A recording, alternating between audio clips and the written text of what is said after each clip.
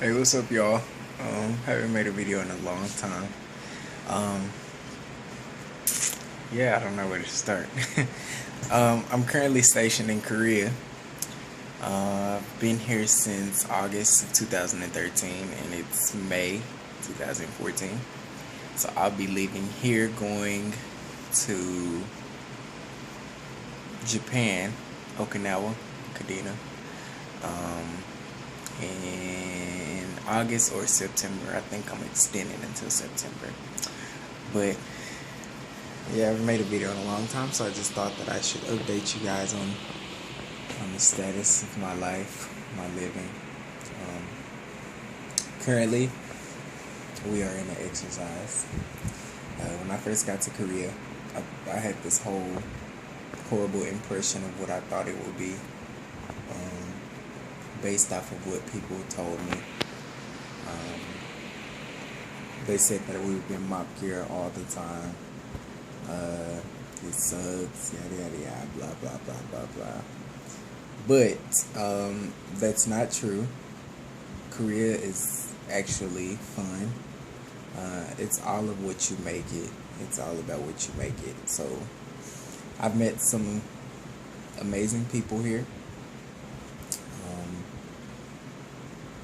and it sucks, but it doesn't suck that we're all only here for a year.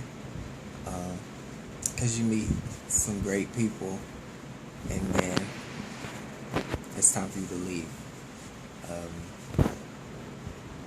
The relationships with people here on this base it's unique. From what I hear, stateside bases, people go home, they go to work, go home, same cycle. But here, everybody stays on base. So that's from E1s all the way up to, I think the highest rank on this base is a colonel. Yeah. So everybody stays on base. They they respect you. I don't know. It's hard to explain, but more or less, it's been an amazing journey here, to this point. I just got back from leave like 2 weeks ago. I went back to the United States to go home and visit my family. And shockingly, I was really excited about going home to get away from work. But when I got home, for some reason, I found myself missing my family that was here in Korea. Not, I take that back. Not my family, my friends that are here in Korea. Well, I guess you could say they are like family because we're all close. But overall, I've been doing really good with my job. I've learned so much in a short amount of time.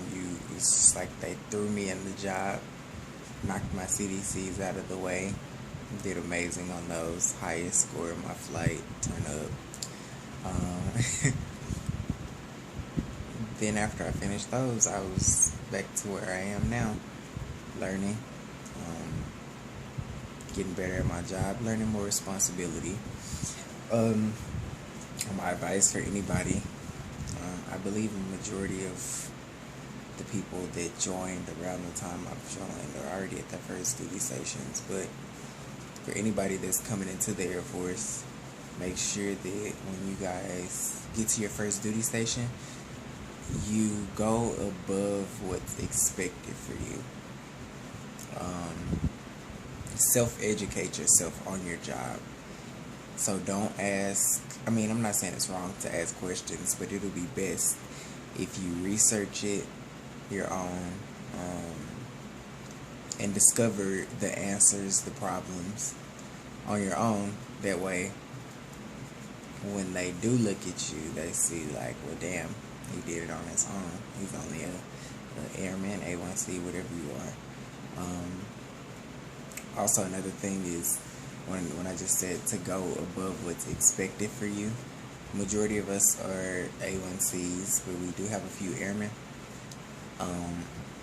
We tend to be content with working by being tasked, or a lot of our jobs might be repetitive or continuous. You go to work, you kind of know what you're going to do somewhat. Um, it's best to take those leadership steps as far as wanting to what am I trying to say? Shit. As far as wanting to improve in your area of responsibility. So for me, I'm an A1C, but I'm doing things that a senior airman would do, or I'm running reports that a staff sergeant should be doing. You know, be that airman that, NCOs, they're tasked by their command, they're tasked by upper ranking individuals. So it's like they constantly have work on their shoulders. When it's airmen, our job is to stay educated, maintain what's ever asked of us to do. So to make it easier on your NCOs, learn what they do to allow to make their job a little bit more easier, while while it'll all benefit the shop, because in the end it'll only make you better. You get to your assignment and you're A1C, you're doing work that staff sergeants do, or you're doing work that senior airmen are supposed to be doing, or you're airman on the level of an A1C, or you feel like you can be an NCO. And it's all about self-educating yourself. I've taught myself so much stuff, and the NCOs come and ask me questions as far as how I do this, or how do you do this, how do you do that. And they've been in the military for 10, 11, 12 years, and me, I've only been in a year and a half, almost. No, not even a year and a half. A year and 2 months. Somewhere around there. So it's all about just making yourself better. And anybody got any questions, I'll definitely try to stay tuned in to YouTube. I get on every single day and watch videos of other stuff, but somehow I slipped by making videos. So yeah, that's just a little advice from my experience so far, and it can only get better from here.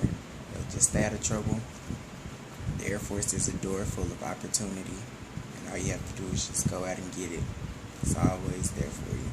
So, as always, I wish everyone the best. Good luck to everybody that's trying to go forward. If anybody that's struggling in the process of getting in, just don't give up. I know it gets challenging. Luckily, I didn't have to go through too much to get in. Mine was very smooth sailing, but as far as for you guys, just don't give up. Remember, if it's something that you want to do, go after it. Nobody will understand your hustle, your happiness, your joy as much as yourself. Just make sure you do what's best for you. And that's about it. So